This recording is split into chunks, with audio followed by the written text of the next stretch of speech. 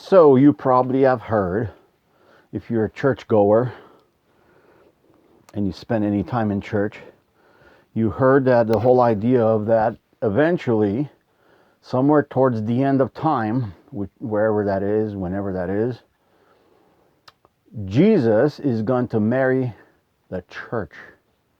He's going to marry the church. He's going to be the head, and the church is going to be the body, and they're going to be one. Okay, that's fine and dandy. Who am I to tell anyone to marry whom? That's none of my business. But there's a little tiny problem. See? Jesus was God. That's what your church tells you. He wasn't just a man. Jesus was a God. God made man. So, one question that arises is, why does a God want to marry humans? I mean, I can hear the echoes. I can hear the echoes right now.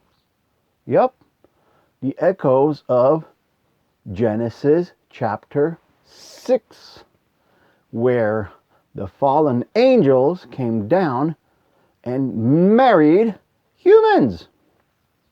Yes. So, guess what your church is selling you? It's selling you January 6th. Oops. Genesis 6. So why would a God want to marry outside of its species? Since this God is a different species, why do you want to intermingle with other species? Like a cat doesn't marry a bull, or a lion doesn't marry a sheep. You can't even if they tried, it doesn't work. So why would you do it? You see, there's a problem right there. Why does this God want to marry humans? They're selling you a whole bunch of garbage. That's why he's doing it.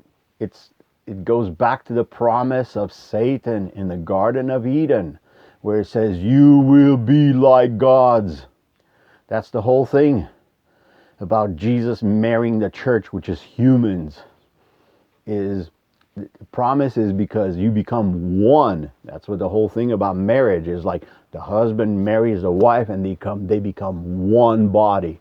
So what the whole thing about the church telling you, that the church is going to marry Jesus and they're going to be the head and the body and become one, is because you're human and you're in church and now you're one with Jesus Christ, which is God. So therefore you are God together. You're God.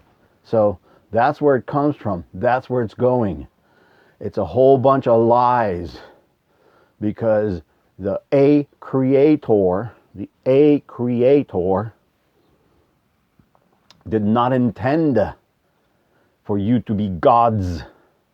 The creator, ever, it doesn't matter if it's heaven, earth, wherever. Number one, the creator designed humans to be on earth, not in heaven, on earth.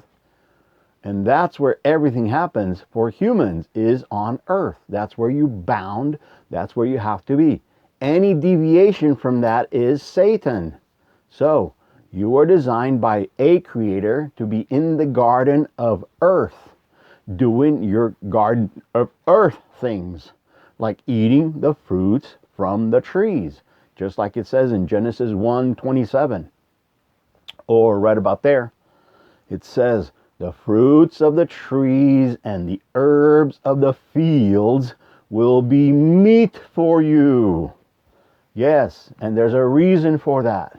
That's all God's will for you. Oh, excuse me. That's all the creator's will for you. I don't want to confuse the creator with the gods, because they're not intertwined. They're the opposite.